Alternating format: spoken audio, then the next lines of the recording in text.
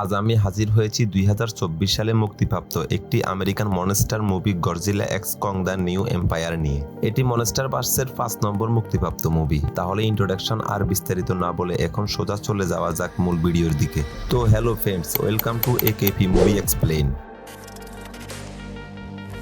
Godzilla versus Kong মুভির 3 বছর পর থেকে শুরু হয় এই মুভির গল্প। আর ওই মুভির পোস্ট ক্রেডিট সিনেই আমরা দেখেছিলাম মনার কংকে হলওয়ার্থে নিয়ে এসেছে, আর সেখানে তারা তাদের একটি আউটপোস্ট বানিয়েছে কংকের উপর নজর রাখার জন্য। এবার এই মুভিতে আমরা জানতে পারি এই 3 বছরে কং এই হলওয়ার্থে নিজেকে প্রায় মানিয়ে নিয়েছে। সে তার নিজের মতো এলাকা তৈরি করছে যাতে অন্য হিংস্র জন্তুদের সে সহজে শিকার করতে পারে। কিন্তু এই হলওয়ার্থে সে সম্পূর্ণ একা হওয়ার কারণে তার প্রজাতির আরো কেউ এই স্থানে রয়েছে কিনা এটা অনুসন্ধান করতে থাকে। আর এই অনুসন্ধানের কারণে সেই হলওয়ার্থের গভীর থেকে আরো গভীরে প্রবেশ করতে শুরু করে। আর অন্যদিকে গডজিলা পৃথিবী পৃষ্ঠ থেকে তার নিজের কাজ সহ মহিমায় করে চলেছে। মানে কোনো টাইটান যদি হঠাৎ মানব সভ্যতার উপর আক্রমণ করে বসে, গডজিলা নিমিষে ওই টাইটানকে হত্যা করে সবকিছু শান্ত করে দেয়, ঠিক যেমনটা আমরা আগের মুভিগুলোতেও দেখেছি। আর ফাঁকা টাইমে গডজিলা এখন ইতালির কলাসিয়ামে বিশ্রাম নেয়, যদিও মনার কিং গডজিলাকে অল টাইম ফেস করে। তো এভাবেই চলতে চলতে হঠাৎই একদিন কং এর শিকারের কারণে হলওয়ার্থের একটি গভীর শৃঙ্খল ওপেন হয়ে যায়, যার পর হলওয়ার্থে অবস্থিত মনারকে আউটপোস্টে অদ্ভুত এক ধরনের রেডিং আসতে থাকে। কিন্তু ওই স্থানে কর্মরত সায়েন্টিস্টরা এর মানে বুঝতে না পারলে তারা সেই ডেটা তাদের উপর মহলে ট্রান্সফার করে, মানে পৃথিবীতে অবস্থিত তাদের হেড অফিসে। এখানে পৃথিবীতে অবস্থিত বললাম আপনাদের বোঝার সুবিধার্থে, কিন্তু মনে রাখবেন হলওয়ার্থ এবং সারফেস আর্থ দুটোই কিন্তু আমাদের পৃথিবীতে অবস্থিত। কিন্তু আমি যদি অল টাইম সারফেস আর্থ কথাটা ইউজ করি তাহলে অনেকের হয়তো বুঝতে অসুবিধা হতে পারে, যে কারণে আমি পৃথিবীতে অবস্থিত বললাম। ওকে, তো বার্থসাতে অবস্থিত হলওয়ার্থের অ্যাক্সেস পয়েন্টে যখন ওই রিডিং পাঠানো হয়, তখন সেখানে কর্মরত ডক্টর ইলন অ্যান্ডস এই ব্যাপারটি আরো খতিয়ে দেখার জন্য রিকোয়েস্ট করে। কিন্তু ওই স্থানে বর্তমান ডিরেক্টর মিস হমটন এই বিষয়টিকে একদম সাধারণ বিষয় হিসেবে আখ্যা দেয়। মানে তিনি মনে করেন কোনো টেকনিক্যাল ফল্টের কারণে হয়তো এসব হচ্ছে। কিন্তু অবাক করার মতো বিষয় হলো গডজিলা হঠাৎ করে জাগ্রত হয়ে নির্দিষ্ট একদিকে রওনা হতে শুরু করে। মানে সে আবারও কোনো বিপদ সংকেত পেয়েছে, তাই সেই বিপদ থেকে বাকি সকলকে উদ্ধার করার জন্যই সেই দিকে রওনা হয়েছে। এই দিকে একই টাইমে ডক্টর ইলন ইন্ডাসের মেয়ে জিয়া হঠাৎই হ্যালুসিনেশনের মাধ্যমে একটি ভিশন দেখতে শুরু করে। আর সেই ভিশনের ফলে সে নিজে অজান্তেই একটি ড্রয়িং করে ফেলে। এবার পরবর্তীতে ডক্টর ইলন যখন সেই ড্রয়িং দেখে সে পুরোপুরি অবাক হয়ে যায়, কারণ হলওয়ার্থ থেকে পাঠানো সেই রিডিং এবং তার মেয়ের আঁকা এই ড্রয়িং অনেকটাই একই রকম। আচ্ছা, এখানে ডক্টর ইলন ইন্ডোজ এবং তার মেয়ে জিয়াকে আপনাদের নিশ্চয় মনে আছে, কারণ এর আগের পার্টে এই দুই চরিত্রের যথেষ্ট ভূমিকা ছিল। আর সেখান থেকেই আমরা জেনেছি জিয়া নামক এই বাচ্চা মেয়ে আসলে স্কাই আইল্যান্ডের বসবাসরত ইউই নামক একটি উপজাতির অবশিষ্ট একমাত্র মেম্বার। মানে প্রাকৃতিক দুর্যোগের কবলে পড়ে ওই গোষ্ঠী সম্পূর্ণরূপে ধ্বংস হয়ে যায়, কিন্তু একমাত্র জিয়াই সেখান থেকে সার্ভাইভ করে। আর তারপর ডক্টর ইলেন ইন্ডোস তাকে তার মেয়ের মতো লালন পালন করতে শুরু করে। এমনকি ওই মুভিতে আমরা এটাও দেখেছিলাম কং এবং জিয়া একে অপরকে খুবই ভালোবাসে এবং দুজনের কথাও বুঝতে পারে। যাই হোক, এই মুহূর্তে ডক্টর ইলন অনুমান করতে পারে তার মেয়ের এই হ্যালোসিনেশন এবং হলওয়ার্থ থেকে পাঠানোর ওই রিডিং আর একই টাইমে গডজিলা জেগে ওঠা এই সমস্ত কিছুই একে অপরের সঙ্গে কানেক্টেড। কিন্তু মনার্কের বাকি অফিসাররা যেহেতু এই রিডিংকে সম্পূর্ণ ন্যাচারাল বলে এড়িয়ে যাচ্ছে, তাই ডক্টর ইলেন বাধ্য হয়ে দেখা করে তার পুরনো এক সঙ্গী সেই পডকাস্টার বর্নির সঙ্গে আপনারা এর আগের পার্ট থেকে পরিচিত, তাই একে নিয়ে আর কোনো ইন্ট্রোডাকশন দিলাম না। শুধু এতটুকুই বলবো, মেগা গডজিলাকে পরাজিত করতে এই বার্নি কিন্তু অনেক হেল্প করছিল। আর তখন থেকেই ডক্টর ইলেন জানে বার্নির এই সমস্ত টাইটানদের নিয়ে যথেষ্ট জ্ঞান রয়েছে, যে কারণে সে হলওয়ার্থ থেকে পাঠানো সেই ডেটা এবং তার মেয়ের আঁকা ওই ছবি বার্নিকে দেখিয়ে জানতে চায় এই দুটির মধ্যে কোনো মিল রয়েছে কিনা। আর বর্নিও ওই দুটি দেখে খুব সহজে জানিয়ে দেয় হ্যাঁ, এই দুটির মধ্যে যথেষ্ট মিল রয়েছে। কিন্তু এই বিষয়ে সে তাকে তখনই সাহায্য করবে যখন ইলেন তাকে হলওয়ার্থে নিয়ে যাওয়ার কথা দেবে। আসলে বার্নি যেহেতু একজন পডকাস্টার, তাই ওই সমস্ত অজানা তথ্যের কথা শুনিয়ে সে তার দর্শকদের এন্টারটেইন করতে চায়, যে কারণে সে হলওয়ার্থে যাবার কথা বলছে। কিন্তু এখানে তাদের আরো কিছু কথাবার্তার আগেই গডজিলা রুম থেকে ফ্রান্সে উপস্থিত হয়ে সেখানকারই একটি পারমাণবিক কেন্দ্র থেকে সমস্ত বিকিরণ শোষণ করে নিতে শুরু করে, যেটা দেখে মনার খুব সহজেই বোঝা যায় গডজিলা নিশ্চয় কোনো শত্রুর বিরুদ্ধে লড়াই করার জন্য তৈরি হচ্ছে। কিন্তু ওই স্থানের সমস্ত রেডিয়েশন শোষণ করে নেবার পরেও গডজিলা আবারও উপস্থিত হয় আল্টিকে অবস্থিত টিয়াটেম নামক একটি শক্তিশালী টাইটানের সম্মুখে, যেখানে নিমেষে এই গডজিলা টিয়ামেটকে পরাজিত করে তার গুহায় প্রবেশ করে, সেখানে থাকা বিপুল শক্তির ভান্ডারকে শোষণ করার জন্য। আর এটা দেখা দেখার পরে মনার আরো শিওর হয়ে যায় গডজিলা নিশ্চয়ই কোনো বড়সড় বিপদ সংকেত পেয়েছে, যে কারণে সে আগে ভাগে তৈরি হচ্ছে ওই বিপদ মোকাবিলা করার জন্য। এবার গডজিলার এইরকম কর্মকাণ্ড দেখে ডক্টর ইলন সঙ্গে সঙ্গে উপস্থিত হয় হলআর্থের অ্যাক্সেস পয়েন্টে। কিন্তু অবাক করার মতো বিষয় হলো ওই স্থানে থাকা একটি টোটালের মাধ্যমে কং ও হলআর্থ থেকে সোজা এই স্থানে এসে উপস্থিত হয়। ফলে কংকে এই স্থানে দেখে মনার ভাবতে শুরু করে তাহলে কি কিং এর সাথে লড়াই করার জন্যই গডজিলা আগে ভাগে তৈরি হচ্ছে। কিন্তু পরবর্তীতে ডক্টর ইলন উপলব্ধি করে গডজিলা ওই কার্যকলাপ হয়তো কং এর সঙ্গে জড়িত ছিল না, কারণ কং ও তার একটি খারাপ দাঁতের জন্য খুবই ব্যথা পাচ্ছে, যে কারণে সে এই স্থানে উপস্থিত হয়েছে। ফলে ডক্টর ইলেনের অর্ডার অনুযায়ী একজন টাইটান চিকিৎসক ট্রপার কংকে বেহুশ করে তার আধুনিক যন্ত্রের সাহায্যে ওই দাঁত তুলে একটি লোহার দাঁত প্রতিস্থাপন করে দেয়। এরই মধ্যে আবার বার্নি ডক্টর ইলনের সঙ্গে দেখা করে তাকে জানায় তার মেয়ের ওই ড্রয়িং এবং হলওয়ার্থ থেকে পাঠানো ওই ডেটা আসলে একটি বিপদ সংকেত, আর এইরকম সংকেত এর আগে বহুবার দেখা গেছে। যখন গডজিলা তার কোনো বড় শত্রুর সঙ্গে লড়াই করছে, মানে খুব সম্ভবত হলওয়ার্থ থেকে এই বিপদ সংকেত প্রেরণ করা হচ্ছে, যে কারণে হয়তো গডজিলা আগে ভাগে তৈরি হতে শুরু করছে। কিন্তু হলওয়ার্থের কোথা থেকে এই সংকেত আসছে বা কে এই সংকেত প্রেরণ করছে, এটা জানার জন্যই ডক্টর ইলন সিদ্ধান্ত নেয় সে ওই হলআর্থে গিয়ে এই সংকেত উৎস খোঁজার চেষ্টা করবে, যাতে এই পুরো বিষয়টি সম্বন্ধে সে কনফার্ম হতে পারে। ফলে ডিরেক্টর হন্টনের আদেশ অনুযায়ী ডাক্তার ইলন জিয়া, সেই পশু চিকিৎসক ট্রপার এবং একজন টেকনিশিয়ান মিকেল তৈরি হতে শুরু করে হলওয়ার্থে যাওয়ার জন্য। কিন্তু এই বিষয়টি জানার পর বন্নি ডাক্তার ইলনকে রিকোয়েস্ট করে সেও তাদের সঙ্গে হলওয়ার্থে যেতে চায়, যদিও ডাক্তার ইলন প্রথম দিকে তাকে বারণ করে এই কারণে যে তাদের এই জার্নিতে যে কোনো দুর্ঘটনা হতে পারে। কিন্তু বার্নি যখন তাকে মনে করিয়ে দেয় সে ওই ডেটা সম্বন্ধে রিসার্চ করেই তাকে জানিয়েছে এবং এই কাজের জন্য ডক্টর ইলন আগে তাকে কথা দিয়েছে বন্নিকে সে হলআর্থে নিয়ে যাবে, তাই এই মুহূর্তে বন্নিও তাদের সঙ্গে যোগ দেয়। ফলে ওই স্থানে থাকা সেই পোর্টালের মাধ্যমে কং এর পিছন পিছন তারাও উপস্থিত হয় হলওয়ার্থ, যার পর কং তার নিজের জায়গায় ফিরে যায় আর ডক্টর ইলিয়ান ও তার টিম হলওয়ার্থে থাকা তাদের আউটপোস্টে উপস্থিত হয়। কিন্তু সেখানে গিয়েও তারা পুরোপুরি অবাক হয়ে যায়, কারণ ওই আউটপোস্টে কেউ সম্পূর্ণরূপে ধ্বংস করে দিয়েছে এবং সেখানে কর্মরত সমস্ত মেম্বারই মারা গেছে। আর অবাক করার মতো বিষয় হলো সেখানেরই একটি দেয়ালে তারা বড় একটি রক্তমাখা হাতের স্ট্যাম্প দেখতে পায়, যেটা দেখে বাকিরা এটা কং এর কাজ ভাবলেও ডক্টর ইলেন জানিয়ে দেয় এটা কং এর কাজ না, মানে কং এর মতো অন্য কোনো প্রজাতি হয়তো এই স্থানে রয়েছে যে বা যারাই তাদের বেশের এই অবস্থা করেছে। কিন্তু এর পরেও তারা একটি নির্দিষ্ট দিকে রওনা হয় ওই সংকেত কোথা থেকে আসছে সেটা খুঁজে বের করার জন্য। যদিও দুর্ঘটনার ক্রমে মাঝপথে তাদের টেকনিশিয়ান মিকেল একটি গাছের কারণে প্রাণ হারায়, আর বাকিরা সেখান থেকে পালিয়ে যাওয়ার টাইমে জিয়া ওই স্থানে মানব সভ্যতার একটি নিদর্শন আবিষ্কার করে, যেটা ফলো করেই তারা সকলের প্রাচীন একটি প্রতিষ্ঠানে এসে উপস্থিত হয়। আর সেখানে কিছু নির্দিষ্ট কর্মকাণ্ডের পর তারা ওই প্রতিষ্ঠানের আরো গভীরে উপস্থিত হলে হলওয়ার্থে বসবাসরত ইউই উপজাতির একটি গ্রুপ তাদের সকলকে বন্দী করে ফেলে। এদিকে কং নিজের এলাকায় ফিরে যেখানে ওপেন হওয়া সেই শৃঙ্খল যখন সে দেখতে পায়, তখন তার মাধ্যমে সে নিচে নেমে উপস্থিত হয় সম্পূর্ণ আলাদা একটি জগতে, যেখানে কং তার নিজের প্রজাতির একটি বাচ্চাকেও দেখতে পায়, মুভিতে যার নাম দেওয়া হয়েছে সুখব। যদিও প্রথম দিকে সে কং এর সঙ্গে লড়াই করে এমনকি তার আরেক উপজাতি কংকে হত্যা করার চেষ্টা করে, কিন্তু কং নির্দ্বিধায় তাদেরকে হারিয়ে দিয়ে ওই বাচ্চা মানে সুখবকে বাধ্য করে তাদের মেইন আড্ডায় নিয়ে যেতে। ওই যে আমি প্রথমে জানিয়েছিলাম এই স্থানে কং নিজেকে একদমই একা মনে করে, যে কারণে সে তার প্রজাতির কেউ বেঁচে রয়েছে কিনা এটা খোঁজার চেষ্টা করছে। আর এই মুহূর্তে সুখবকে দেখে সে নিশ্চিত হয়ে যায় তার প্রজাতির এখানে আরো অনেকেই রয়েছে, আর এখন তারা দুজন মিলে সেই দিকে রওনা হয়েছে।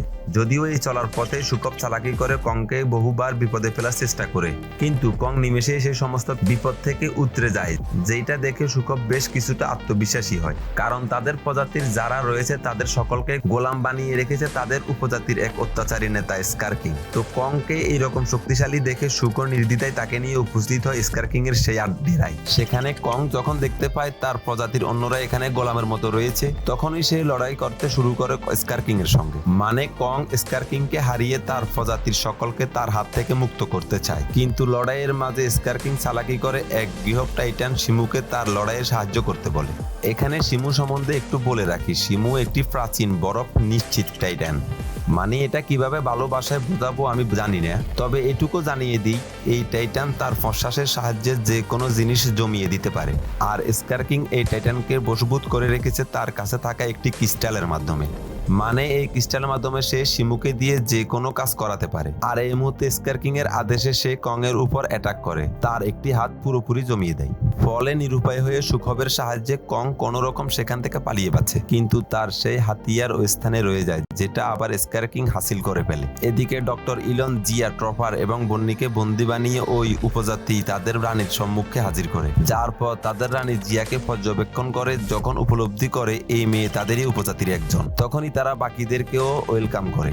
আর এরপরে ডক্টর ইলন জানতে পারে যে রিডিং তারা হলওয়ার্থে থেকে পেয়েছিল সেটাই ইউই উপজাতিরাই প্রেরণ করছিল, কারণ খুব শীঘ্রই পৃথিবীর উপর একটি বড় বিপদ ঘনিয়ে আসতে চলছে, যে কারণেই তারা আগেভাগে গডজিলাকে উদ্দেশ্য করে ওই সিগন্যাল পাঠাচ্ছিল। আর এই ব্যাপারটি ভালোভাবে বোঝানোর জন্য ওই উপজাতির রানী তাদের সকলকে একটি বিশেষ কক্ষে নিয়ে যায়, যেখানেই তাদের পুরো ইতিহাস খোদাই করে লেখা রয়েছে। আসলে এই উপজাতির কেউই কথা বলতে পারে না, তারা একে অপরের সঙ্গে একটি টেলিপ্যাথিক ভাবে যোগাযোগ করে। তাই ডক্টর ইলন বা বাকিদেরকে তাদের পক্ষে কিছুতেই তাদের ইতিহাস বোঝানো সম্ভব না, যে কারণে উপজাতি রানী তাদেরকে এই স্থানে নিয়ে আসে। আর এখানের খোদাই করা ওই সমস্ত লিপি পরে ডক্টর ইলন বুঝতে পারে প্রাচীনকালে সারফেস সম্পূর্ণ আলাদা ছিল, মানে হলওয়ার্থের বসবাসকারী টাইটানরা এবং সারফেস ওয়ার্ল্ডের বসবাসকারী মানব জাতিরা সম্পূর্ণ শান্তিতে বিরাজ করত। কিন্তু এক সময় এক ক্ষিপ্ত টাইটান্স স্কার কিং যখন সারফেস আর্থের কথা জানতে পারে, তখন সে সিদ্ধান্ত নেয় ওই সারফেস ওয়ার্ল্ডের পর্যন্ত পৌঁছে সেই স্থান সে দখল করবে। আর সেই মতোই সে তার বাহিনী নিয়ে রওনা হয় সারফেস ওয়ার্ল্ডের উদ্দেশ্যে। কিন্তু গডজিলা এই ব্যাপারটা জানতে পারার পর তাদের সঙ্গে লড়াই করে তাদের সকলকে পরাজিত করে। তাদের সবাইকে পরাজিত করে তাদেরকে হলওয়ার্থের এমন একটি জায়গায় বন্দী করে দেয় যেখান থেকে বেরিয়ে আসা খুবই কঠিন। তারপর থেকেই স্কার কিং তাদের বিভিন্ন উপজাতিদের নিয়ে ওই স্থানে বন্দী হয়ে থাকে,